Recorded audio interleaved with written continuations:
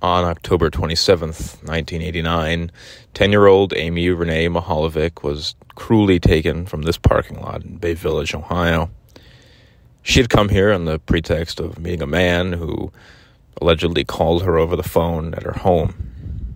The man promised that he would take her to buy a gift for her mother, and Amy never came home. She was found a few months later off the side of the road in Ruggles Township, Ohio. I don't want to make this a true crime video in of itself. I'm not going to get into the case. I'm not going to get into the suspects.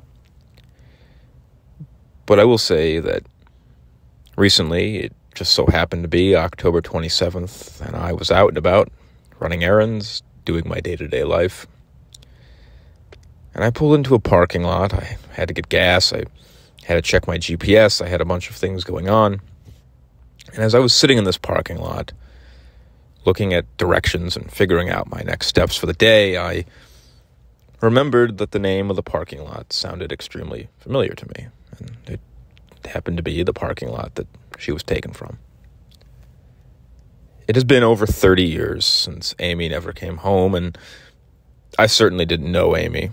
I don't know her family. I don't know her friends. I didn't grow up in Bay Village. I grew up in Northeast Ohio, but certainly not Bay Village.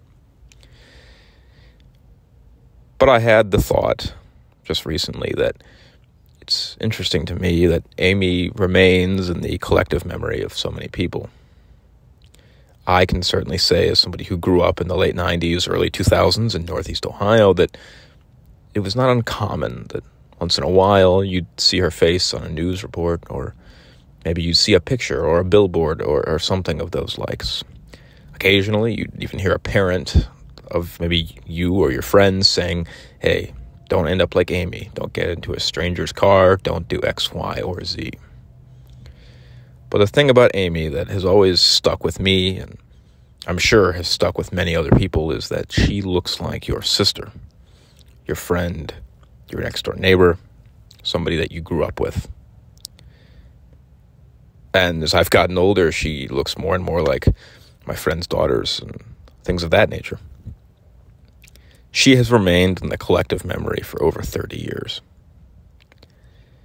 I didn't want to make this a true crime video because she was a 10-year-old girl.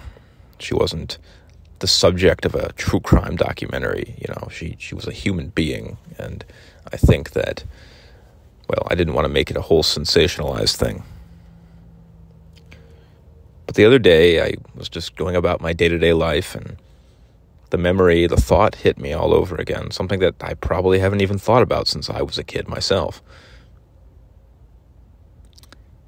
And with all of that being said, recently the Bay Village Police Department came forward with some new evidence that there's a curtain, a green curtain in particular, a blanket that they say that her body was wrapped up in.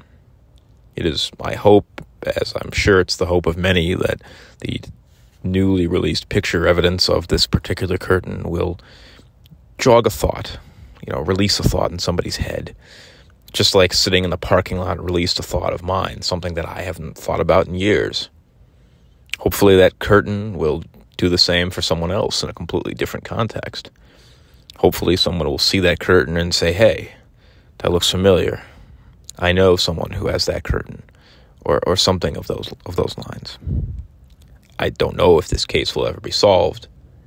I don't know if we'll ever find the person that cruelly took her from this parking lot and took her away from a community, from a family, and from her friends. But I do know that in some capacity, Amy Mihaljevic will never be forgotten, that she will continue to exist in the minds of many, not just from Northeast Ohio, but from all over the world. And she will continue to present the image of everyone's sister, everyone's daughter, and everyone's friend. May her memory be a blessing.